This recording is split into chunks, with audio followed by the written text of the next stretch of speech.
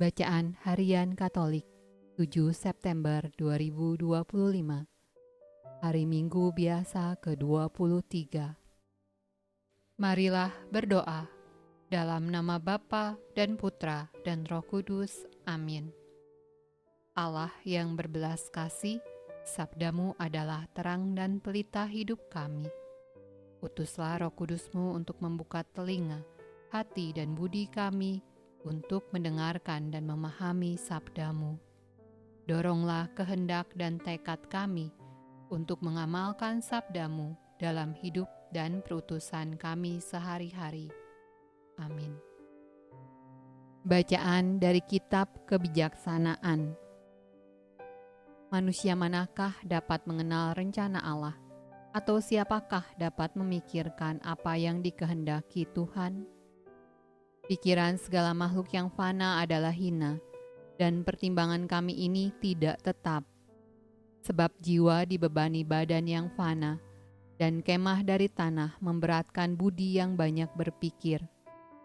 Sukar kami menerka apa yang ada di bumi, dan dengan susah payah kami menemukan apa yang ada di tangan. Tapi, siapa gerangan telah menyelami apa yang ada di sorga? Siapa gerangan sampai mengenal kehendakmu, kalau engkau sendiri tidak menganugerahkan kebijaksanaan, dan jika Roh Kudusmu dari atas tidak kau utus? Demikianlah diluruskan lorong orang yang ada di bumi, dan kepada manusia diajarkan apa yang berkenan padamu. Maka oleh kebijaksanaan mereka diselamatkan.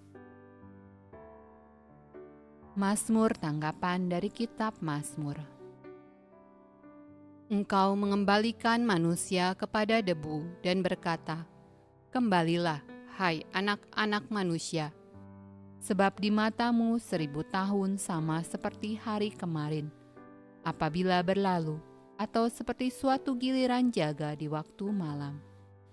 Engkau menghanyutkan manusia, mereka seperti mimpi, seperti rumput yang bertumbuh. Di waktu pagi berkembang dan bertumbuh, di waktu petang lisut dan layu. Ajarlah kami menghitung hari-hari kami sedemikian, sehingga kami beroleh hati yang bijaksana. Kembalilah ya Tuhan, berapa lama lagi? Sayangilah hamba-hambamu. Kenyangkanlah kami di waktu pagi dengan kasih setiamu, supaya kami bersorak-sorai dan bersuka cita semasa hari-hari kami. Kiranya kemurahan Tuhan, Allah kami, atas kami, dan teguhkanlah perbuatan tangan kami. Ya, perbuatan tangan kami, teguhkanlah itu.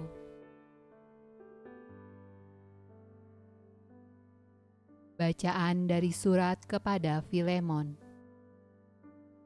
Aku, Paulus yang sudah menjadi tua, lagi pula sekarang dipenjarakan karena Kristus Yesus, mengajukan permintaan kepadamu mengenai anakku yang kudapat selagi aku dalam penjara, yakni Onesimus. Dia kusuruh kembali kepadamu, dia yaitu buah hatiku. Sebenarnya aku mau menahan dia di sini sebagai gantimu untuk melayani aku selama aku dipenjarakan karena Injil.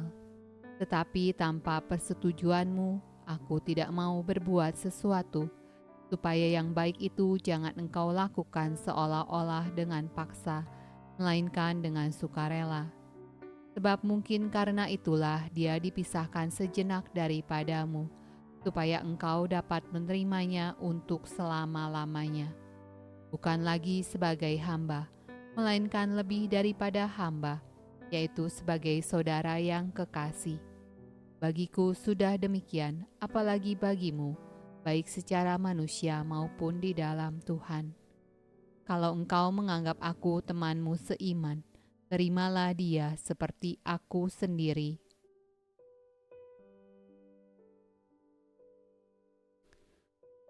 Bacaan dari Injil Lukas.